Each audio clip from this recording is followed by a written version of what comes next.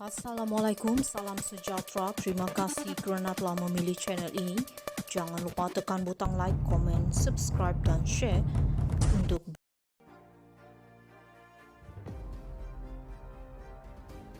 Badan Peguam bawa kes DNAA Zahid ke Mahkamah Rayuan.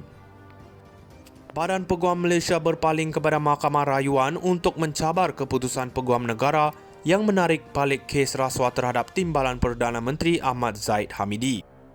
Badan Profesion Undang-Undang itu memfailkan notis rayuan hari ini terhadap keputusan Mahkamah Tinggi Kuala Lumpur yang menolak kebenaran untuk memulakan semakan kehakiman.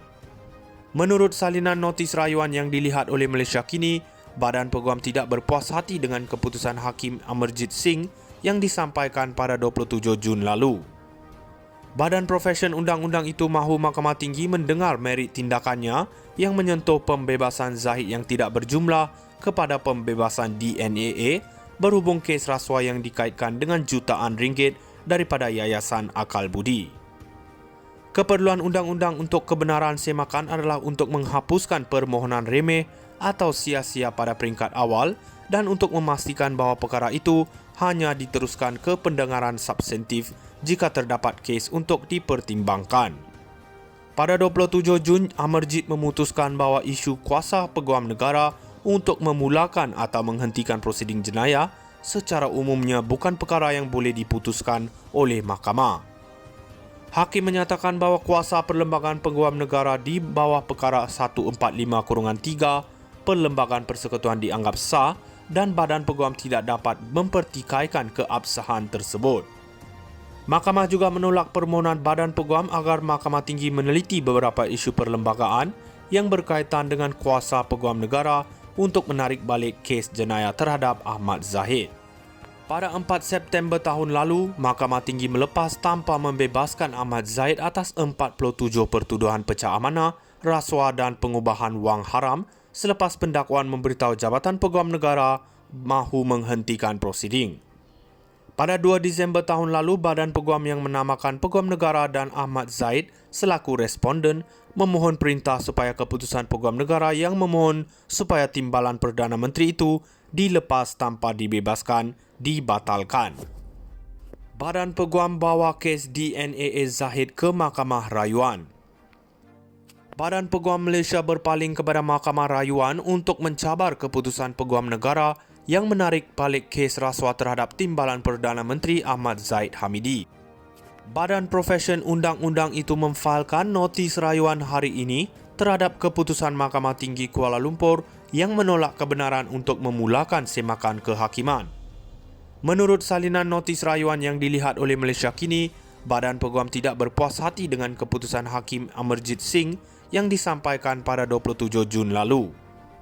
Badan Profesion Undang-Undang itu mahu Mahkamah Tinggi mendengar merit tindakannya yang menyentuh pembebasan Zahid yang tidak berjumlah kepada pembebasan DNAA berhubung kes rasuah yang dikaitkan dengan jutaan ringgit daripada Yayasan Akal Budi.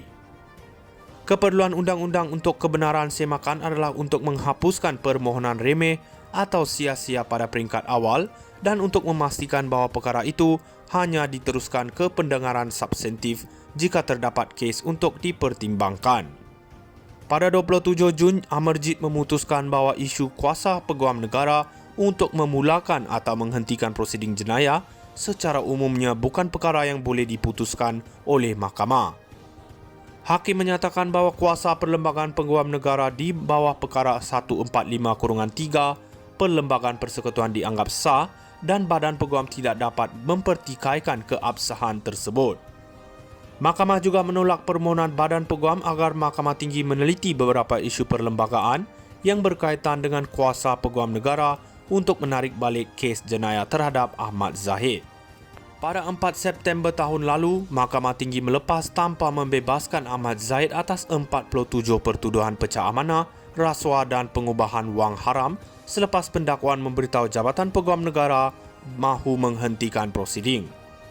Pada 2 Disember tahun lalu, Badan Peguam yang menamakan Peguam Negara dan Ahmad Zahid selaku responden memohon perintah supaya keputusan Peguam Negara yang memohon supaya Timbalan Perdana Menteri itu dilepas tanpa dibebaskan dibatalkan.